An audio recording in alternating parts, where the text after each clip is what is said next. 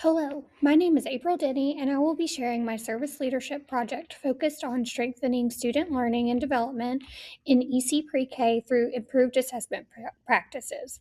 This project centered on identifying barriers that limited student engagement during assessments and designing systems that improve access, accuracy, and instructional decision making.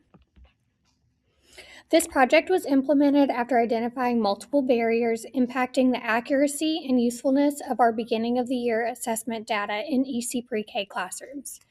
Inconsistent procedures, limited student engagement, and lack of accommodations resulted in data that did not accurately reflect student ability. To address this, I collaborated with our district's EC instructional coordinator and specialist and gathered feedback from the teachers to design and implement consistent assessment procedures, developed assessment kits, and provided professional development with modeling and guided practice. The goal was to strengthen instructional planning and IEP development using reliable, data-driven practices. Sadie Salter has a rich history within Pitt County. Originally built in 1903 as Fleming Street School, it served African American students until 1942. Over time, the building transitioned to serve multiple grade levels, and due to declining enrollment, was eventually converted into a pre-K center in 2009. Today, Sadie Salter houses multiple programs including NC Pre-K, EC Pre-K, Pitt Academy, and the Alpha Center, making it a complex and diverse learning environment. For the purpose of this project, the focus will be centered on the EC Pre-K program. Sadie Salter is unique in that it houses a diverse set of programs. The demographics here reflect the wide variety of services and supports offered to our students and families in Pitt County. The need for this project became clear after analyzing a variety of data sources. While assessment tools were in place, the conditions under which assessments were administered varied widely across classrooms. Many students were unable to fully engage due to behavioral challenges, limited attention, environmental distractions, or a lack of appropriate accommodations.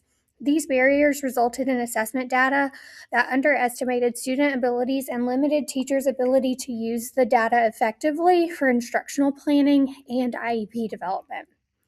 Based on this analysis, my project's focus was to strengthen assessment procedures by focusing on consistency, structured environments, visual and behavioral supports, and teacher modeling in order to obtain more accurate and meaningful data collection.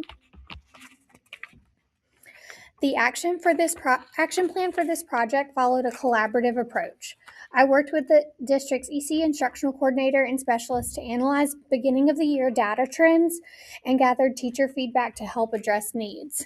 As part of this collaborative process, we designed consistent assessment procedures, developed standardized assessment kits, and provided professional development that included modeling and guided practice to ensure fidelity of implementation and increase teacher confidence. Based on survey data collected after the professional development, modeling, and implementation of assessment kits, results indicated strong gains in teacher self-efficacy, which is an essential factor for sustained implementation and improved student outcomes. Additional data to further evaluate the success of this project will be analyzed following the administration of mid-year assessments in January. The teacher feedback from the surveys also revealed a shift in both perception and practice. Initially, many teachers expressed concerns about the limited engagement and lack of tools. After the implementation of the PD, feedback reflected increased confidence, improved organization, and a clearer understanding of student performance. Research shows that high engagement is directly linked to improved developmental and academic outcomes. By designing assessments with students with disabilities in mind, the procedures became more effective and appropriate for all learners.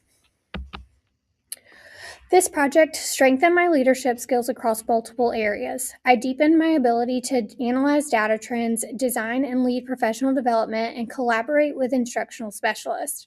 I also strengthened sustainable systems within the program by creating tools and procedures that can be maintained beyond this project and used to anticipate future instructional and program needs.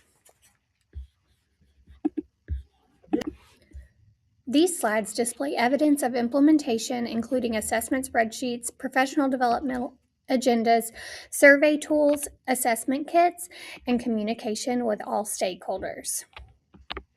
Thank you for the opportunity to share this work.